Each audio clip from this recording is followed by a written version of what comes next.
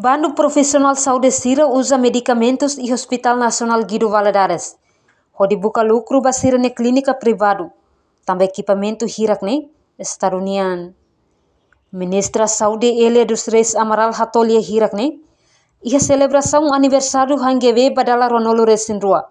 Nebe ho tema hatudu gratidão no esperança. Ia cuidados ba paciente. Sexta-feira ne.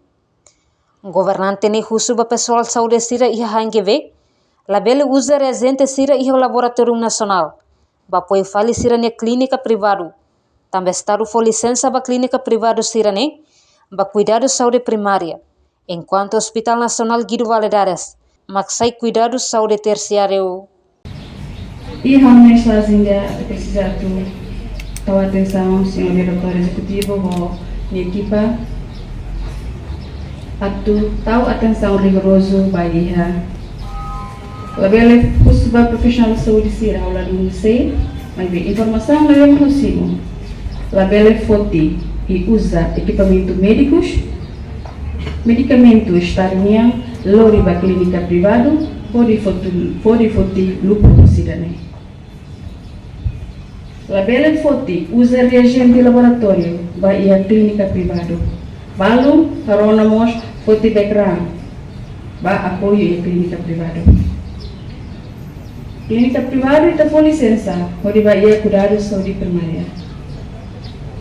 Sabemos queremos ba ia atendimento básico. Nós ia balu ita for licença atau internamento tui kriteria na bema ia. Hospital Nacional Guido Valadares, hospital único na bema bel atende terciário care. Enquanto diretor executivo HNGV Nuno Vital afirma, durante o conselho diretivo HNGV sempre controla medicamentos siranebe e Hospital Nacional.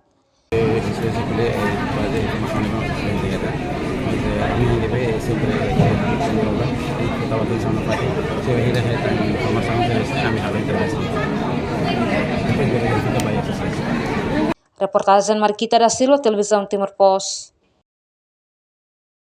Janela informação ba emohoto. Atua tem informação atual dia Clio. Kita haluha. Hane yang botão subscribe, like. Halo comentário no fahe tutang ba media sosial hoto.